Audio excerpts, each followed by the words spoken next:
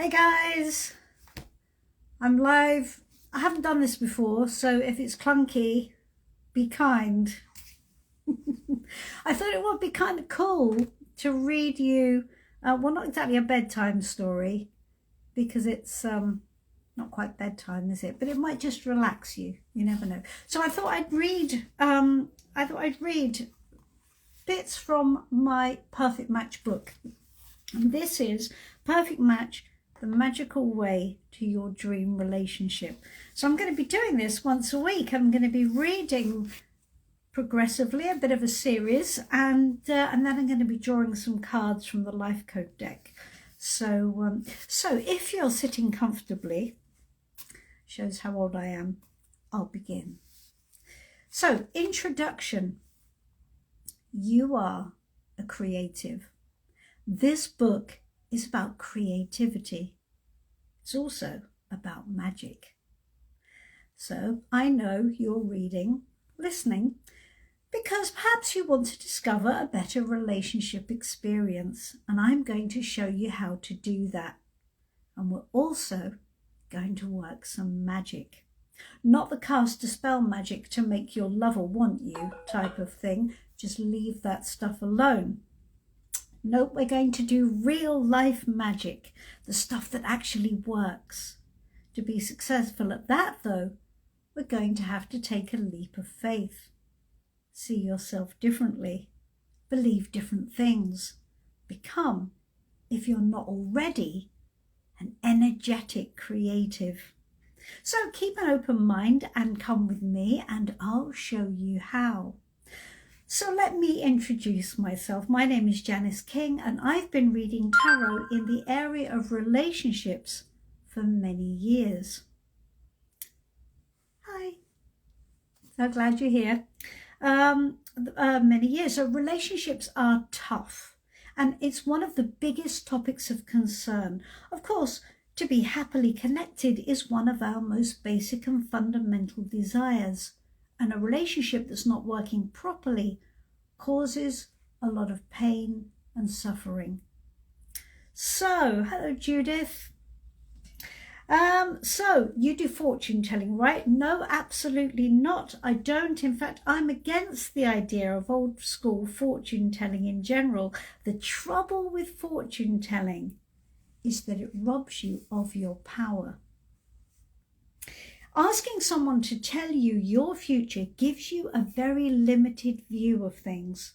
And it also paints you into a corner because you're now at the mercy of what they tell you. And this puts pictures and ideas into your head that you then watch for.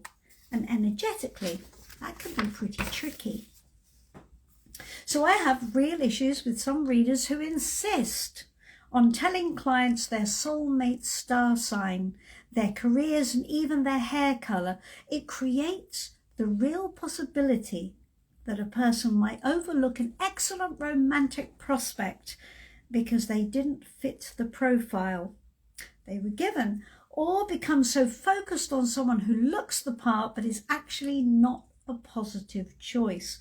So we as readers have a responsibility when we read for a client not to negatively influence their life path.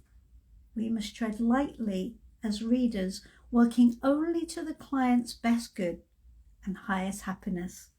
We mustn't set up expectations that the client might then potentially act out, because we have no idea whether a reading is a chicken or an egg energetically in a situation. So the idea of a reading becoming a self-fulfilling prophecy connects to the problem of looking down the path to see whether there's someone, a special someone, heading in your direction. So what do you do when the answer comes back no? Now that's pretty damning for your life overall and is zero help to you. So if you leave it at that. So one client came to me having been told by another client, by another reader, that she would never have another relationship. She was adamant about it, not questioning it, not stating it. To her, it was just a fact of life. Now, when I looked into her reading, it was clear that her position was coming from a belief system, not a circumstantial reality. But she was definitely making it a reality, though. Which came first, the belief system or the information that the reader gave her? Either way, what the reader did was seal the deal by giving the client the information that this was her fate. She hadn't said anything about choices or what might be possible should the client decide she wanted something different. Now, it might be that what that reader saw was accurate. Perhaps this client was never going to find the strength or make the jump necessary to change her life experience. But now she definitely has no choice. The conversation about why she was unable to change things was never had because it was irrelevant to the client now. It had become an immutable fact because the reader had told her it was her reality. And now very possibly it will be. So we can use tarot in a better way than simple fortune telling because it gives us the ability to see below the surface of whatever is going on in everyday life. And this way, by asking the right questions, we can take a 360-degree look at what's going on. Not only with you, but also with the person you like. Or with an ex, you might want to know about potential reconciliations or just the empty relationship space you're experiencing that you would like to fill, but seems so unendingly huge and scary. Now we can look at where the current path is heading, but more importantly, what choices you have with regards to changing your current situation. And that's where it gets really interesting. Tarot reads energy, and when used properly, it can give you incredibly precise and literal information. That's what makes it so valuable. Now, what I've done in this book is I've taken all of the advice that has been given over the last few years to the clients that I've read about with relationships, and I saw that there was patterns. And so what I've done is I've put them together in this book as a way of talking you through how we can actually use the energy and how we can change it. And I use tarot as metaphors and as a way of explaining the process as we go through. So here we go. Let me read you chapter 1. The power of a story. Now, most people don't realize tarot has a philosophy attached to it. And that philosophy is told as a story through the cards. Now, of course, the story, as all good stories do, has a hero. And that hero is called the Fool. And he's called the Fool because he knows nothing. Now, we describe him as being innocent of knowledge. Now, it's not the same as being foolish. It's about not being limited. Now, here's the first card in the tarot progression. His number 0, and he is a superpower. He's present at every stage of the journey because he represents all the potentials that are in your life. But nothing exists in reality yet because it's all still potential. The story is that in order for any of this potential to be realized, the Fool must jump.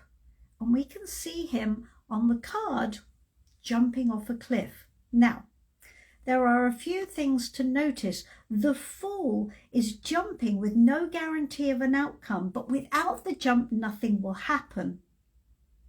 He believes nothing. He thinks nothing. He is a clean state, pure potential energy in motion, and my believing nothing but being open to all possibilities. He can create anything he chooses. He represents us at the beginning of any new creative life journey. And by creative, I don't mean in the strictly artistic sense. We can apply creative energy to our life. And we're going to start creating energetically from a non-physical position. Does that sound like we're going to do some magic? That's because we are. Now, the next card in tarot is the Magician. And the Magician represents the fool having jumped. Now, you are the magician in the tarot story. This is creative life force in action. Tarot gives us all the potentials of our life choices and experiences as options, so we can make the use of our own creative power. Tarot doesn't work from the perspective that we are fixed in our destiny, which is why traditional fortune telling does us no justice. You are on a journey to discover what's possible. And this is not just a search for a better relationship. It's a pilgrimage to your inner truth. Self-knowledge is key if you're going to master your creative life energy and make different things happen. You need to find your power and your natural ability to work magic in your life. The reason things haven't worked out so far is not a reflection of you as a person, more as a reflection of what you learned and what you believe to be true about life and yourself and how life works. So, creating a new reality is not that hard. It just takes a leap of faith and some imagination. So, working with energy as I do is fascinating, and I love having conversations with clients about what's happening with their energy, how they use it, how they're resonating, and what they're attracting currently, and how they can change it. This has been a study of my life over the last 2 decades. And I have taken a deep dive into the energetic world, both personally and professionally, studying from a spiritual perspective with tarot as a healer, as a medium, as a spiritual coach, and as a psychological perspective as a hypnotherapist. So I want to discover exactly how much power we have in reality to change ourselves and our real life experience. So that's the beginning of the book. The book is about learning to control the energy that we have at our disposal to make new things happen. So what have we got? We've got some messages here. Who have we got? We've got, oh, hold on. I'm not an expert at this, guy. Okay. So I'm going to take an advice card here for I don't want to mispronounce your name, from D Magda. I'll take an advice card for you. Your lady called Diana. Let me just take an advice card, just a quick one, and then we're going to have a look at some other cards. Let's have a look.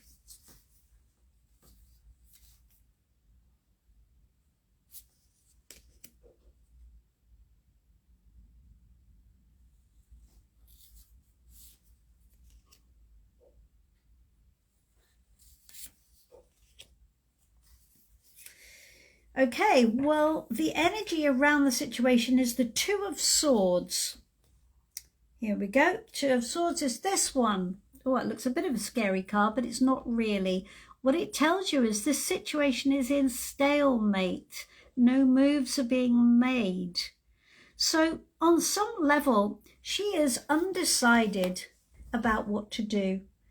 She's basically just caught in the horns of a dilemma. She's not able to make a decision. So if she's freezing you out, then it's because basically she's undecided as to what she wants.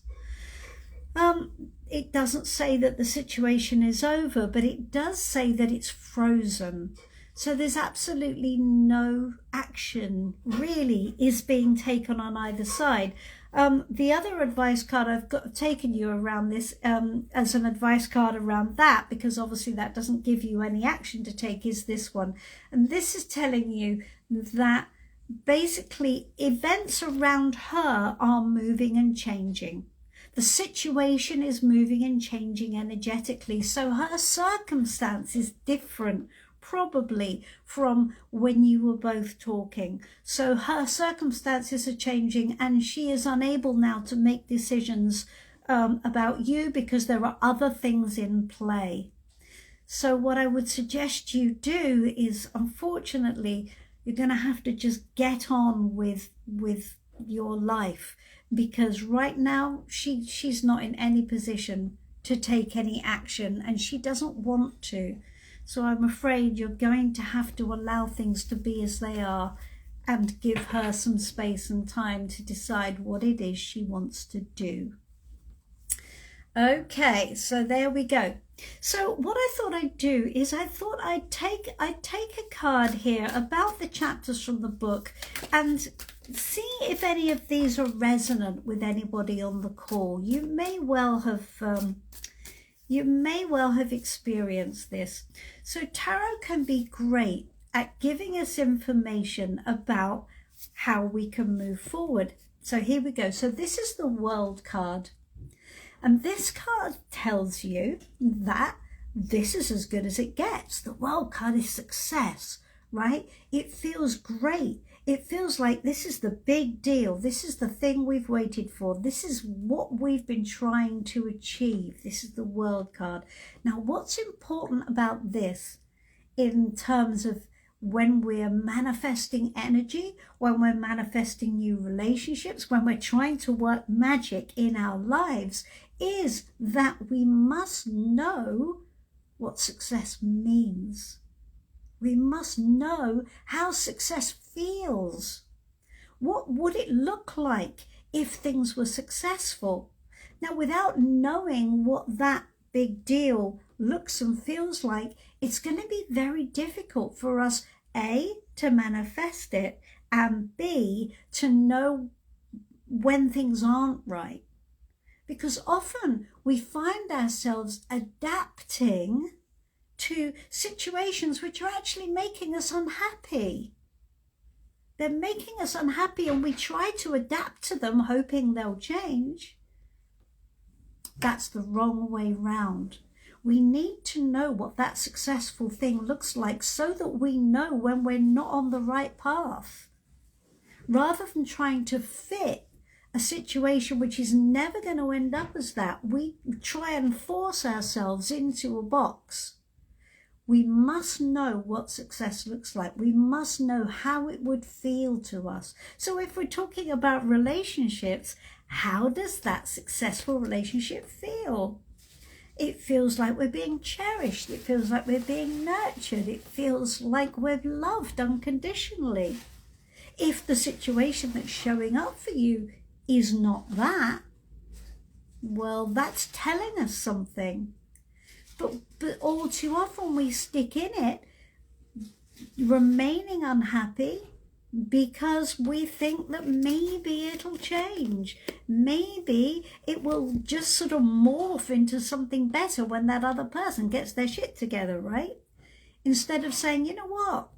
This is not leading where I want it to lead, and I take myself seriously enough to stay with my goal. So that's really, really important. If anybody else has any questions, do just post them, and I'll do my best to answer them. Oh, look, hello, Alvina, and hello, Jess. Lovely to see you. Okay, so what else have we got? What else do we need to know? Okay. We've got the Star, lots of major arcana cards today. So the Star in tarot talks about trust and renewal and making ourselves, bringing ourselves back to a point where we can move forward, especially after difficult things have happened. I've got a lot of background noise here. Hold on 1 second. Hopefully that will stay closed. So the Star talks about trusting ourselves, because what happens at the end of a relationship, if somebody betrays us or it doesn't work out or we get hurt, what's the first thing we say? How can I ever trust again? How can I ever find a way of trusting? How can I put myself back together?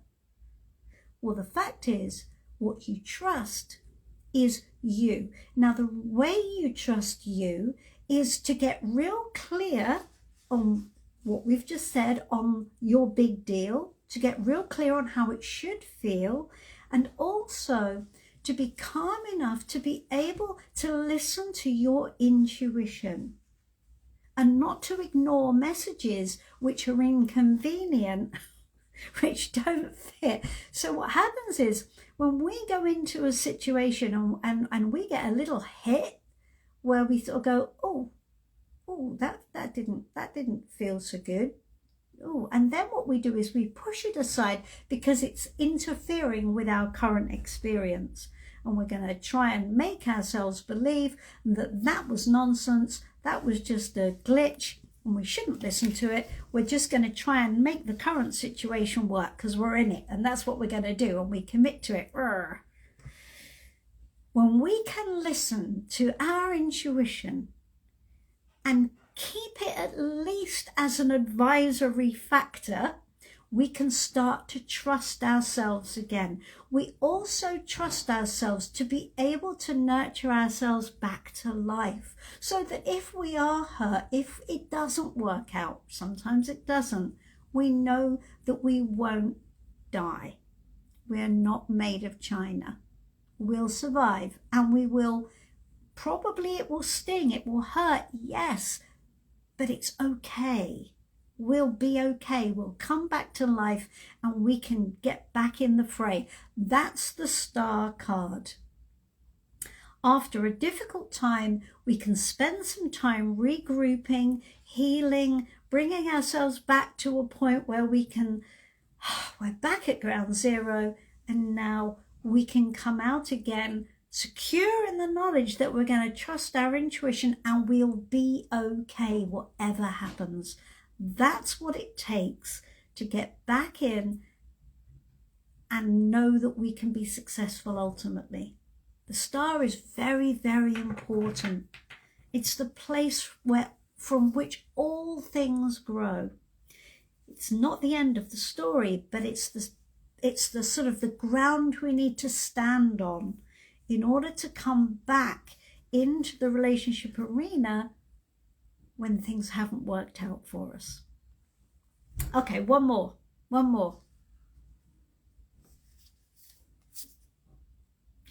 There we go. This card is the Seven of Cups. Now this is a really interesting card. Look at this card. Look at all the stuff that's going on around this guy's head. He's going off on flights of fancy.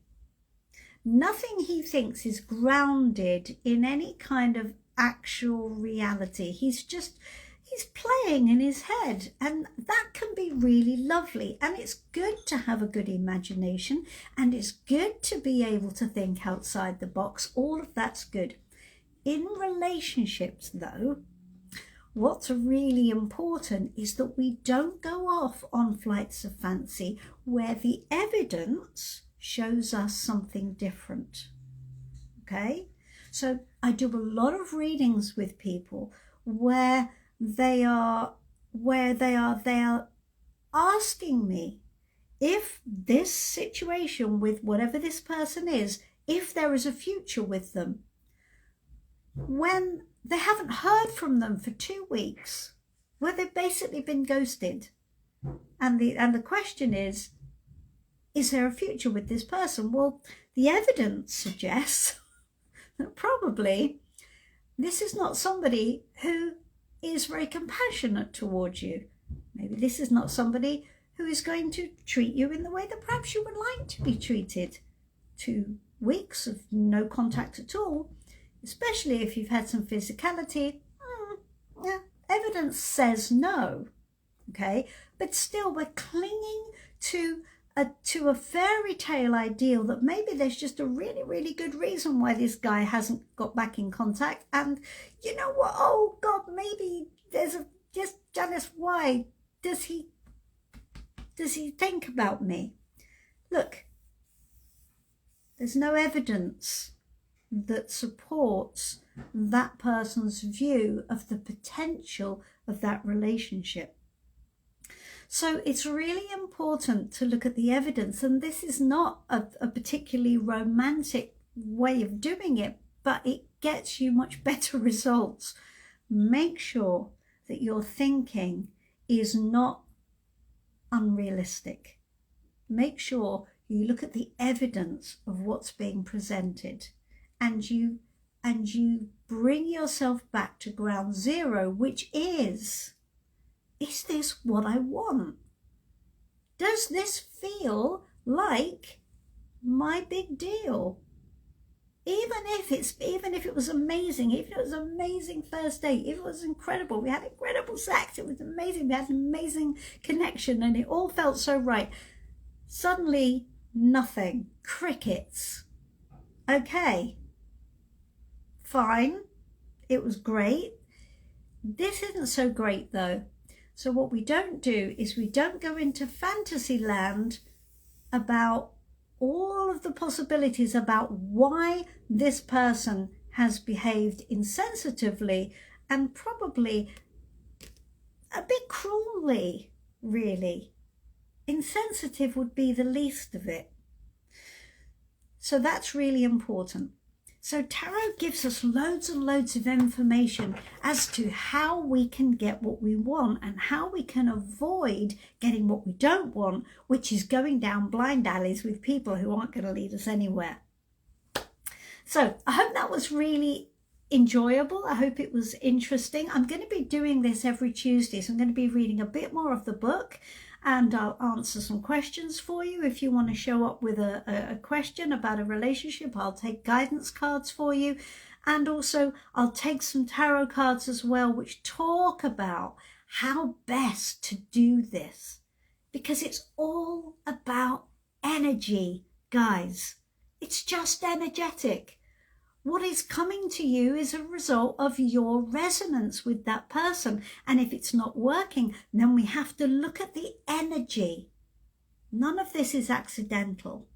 None of this is just by coincidence. I truly believe, and all of my experience tells me and has proved to me, that energy is at the root of everything, and we can change it if we do it right. So, hope you've enjoyed it. I'm gonna go now, and I hope to see you next week. Come join me. I'll read you a little bit more of the book, and I'll answer some questions. In the meantime, thank you, good night, and I will see you soon. Bye-bye.